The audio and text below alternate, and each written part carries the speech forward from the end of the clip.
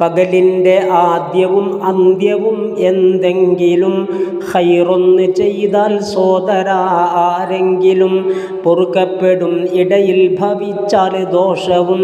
ത്വബറാനി റിപ്പോർട്ടുള്ളതാ തിരുവചനവും. പാപങ്ങൾ അവനിൽ വന്നതിടയിൽ നിന്നും എഴുതണ്ട എന്നാണ് ആജ്ഞ അംലാക്കിന്നും. തലവാല് രണ്ടും നീ പിടിച്ചാൽ പിന്നെ ഇടയും അതിൽ ഉൾപ്പെട്ട് പോയതു തന്നെ. ലൈലിൻ്റെ ഹുക്കുമും പകല് പോലാ പൊന്നെ, പകലാദ്യം അന്ത്യം എന്നതെന്തിന് പിന്നെ?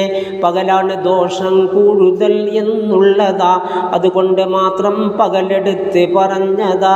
ഇതുപോലെ തന്നെ മജാലിസിൽ കാണുന്നതാ, 136 അതിൽ വിവരിച്ചതാ. അതിഥിക്ക് സൽക്കരിക്കുന്നതിനാരെങ്കിലും അറക്കുന്ന പക്ഷം സോദരാ എന്തെങ്കിലും നരകത്തിനെ തൊട്ടത് ഫിദാ ആണെന്ന് ഹാക്കിം റിവായത്താൽ ഹദീസിൽ വന്ന്. സന്ദർശനത്തിന് നിന്റെ അടുക്കൽ വന്ന്, എന്നാൽ അയാൾക്കൊരു സീറ്റു നൽകണമെന്ന്.